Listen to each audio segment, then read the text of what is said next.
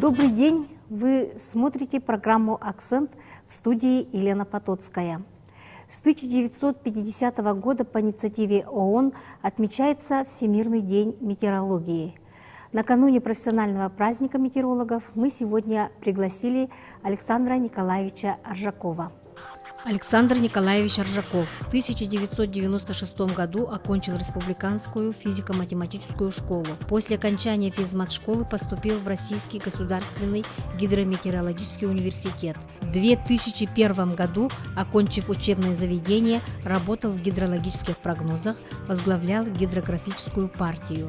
С 2003 года начальник Якутского гидрометцентра.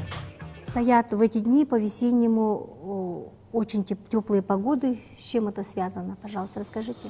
Да, очень тепло сейчас. У нас сейчас положительные аномалии для всей территории республики наблюдаются положительные. Эти аномалии достигают в разных местах республики до 10-12, в среднем от 4 до 8 градусов. Как вы заметили, на прошлой неделе у нас на западе республики, на юго-западе республики, в центральных районах у нас уже дневные температуры были положительные. В Ленском, Алепинском районах дневная температура достигала до плюс 10 градусов. Ну и в западных районах, это вот в Вилюйской группе районов, в Мирнинском районе, там положительные температуры были уже, достигали до 7-8 градусов. У нас в Якутске максимальная температура дня была плюс 2 градуса. Но сейчас ночи до сих пор прохладные. Ночные температуры в центральных районах колеблются порядка 10-15 градусов. Ну и дневные температуры от 0 до минус 5 градусов. Эта неделя также ожидается теплой. Дневные температуры будут тоже около 0 до минус 2, 3, 5 градусов мороза. И ночные температуры порядка около 15 градусов мороза. В отдельные дни ожидаем со снегом, с умеренным таким 2-5 метров в секунду ветром. Вроде бы говорят, что морозы еще будут, а как прогнозируют апрель? Да, получили апрель от Гидрометцентра России, по этому прогнозу получается, что апрель будет холоднее нормы на 1 градус. Среднемесячная температура апреля при этом составит 5-10 градусов. Ночная температура около 10-15 и днем плюс 2, минус 3. Но уже по тем прогнозам, которые мы получили на начало апреля, на первую декаду апреля, и по фактической температуре на третью декаду марта, мы смотрим, что уже апрель он не подходит. Скорее всего, апрель будет уже теплым. Это, в общем, та температура, которая у нас сейчас сложилась на 20 марта, она, если брать по климату, она у нас такой должна быть на 10 апреля. То есть мы идем с опережением на 20 дней. И поэтому по прогнозу на апрель уже, если брать по климату, то у нас уже устойчивые положительные температуры могут уже быть в начале, начаться уже в первой декаде апреля. При этом ночные температуры будут уже порядка минус 5, минус 10 градусов.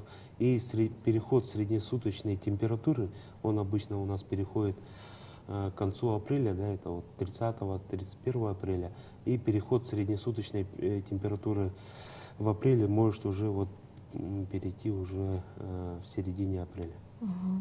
В этом году много снега выпало в северных улусах, Как будут в этом году раскрываться реки? Вы прогнозируете, наверное, это тоже? Да, Гидрометцентр в начале марта подготовил предварительную консультацию о вскрытии рек на территории республики. Более точный прогноз мы традиционно выпускаем примерно с 15 по 17 апреля, но в этом году мы этот прогноз хотим выпустить намного раньше, к 10 апреля. 10 апреля, я думаю, мы прогноз составим, и уже до населения до заинтересованных организаций, до правительства эту информацию предоставим. Да, но как вы заметили, ну и как уже понятно, что начиная уже, можно сказать, с сентября, октября, из-за выхода серии циклонов, да, на северо-восток республики, у нас сперва там выпало очень много дождей, далее у нас вот тоже выходили циклоны, и далее уже вот выпало очень много снега. Местами, вот, если сравнивать к месячной норме, да, осадков, то у нас вот эти величины доходили до 5-6 месячных норм осадков в этих районах. Это вот Абыйский, Алаиховский, Нижнеколымский, Среднеколымский, Верхнеколымский районы. На данное время, на сегодняшний день, у нас действуют 3 опасных явления по высокому снегу. Это вот в 4 районах. Алаиховский, Абыйский, Среднеколымский и Верхнеколымский районы. В этих районах, ну и по всему северо-востоку, это вот бассейн Яны, Индигирки и Колыма, очень много снега. У нас вот снегозапасы достигают экстремально высоких значений. Поэтому мы в этом году ожидаем как бы подтопление, ну, как по-научному говорить, затопление ряд населенных пунктов, особенно вот в бассейне реки Колыма. Это у нас Верхнеколымский, Среднеколымский, Нижнеколымский район, ну и также в том числе бассейн реки Алазей. Вот у нас есть свои народные синоптики, да, как, например, известный в республике Тускул, пользующийся который успехом, да. А как вы, профессиональные метеорологи, синоптики, относитесь к таким явлениям? Насчет Тускула я очень много слышал. По поводу пользоваться такими прогнозами или нет, или там интернетом, да, пользоваться, тот же РП5, ГИС-Метео, или, допустим, нашим сайтом, да, yakutgidromet.ru. Это дело каждого. Кто кому больше доверяет, ну, тут уже на выбор каждого человека, или там жителя, или там какого-то предприятия, какими прогнозами пользоваться. Но эти прогнозы, которые вот выходят в интернете, которые вот народные прогнозы, да, вот эти вот Тускула, там еще кого-то, они, к сожалению, никак не оцениваются, да. Ну, может какая-то более-менее такая реальную оценку производить это вот вы, да, средства массовой информации. Допустим, выпустили прогноз, да, от народного, и потом через какое-то время, когда уже через месяц, через 2 уже можете его же сами и оправдать, да, там, или не оправдать. Ну, то есть произвести... Анализировать. Да, произвести анализ.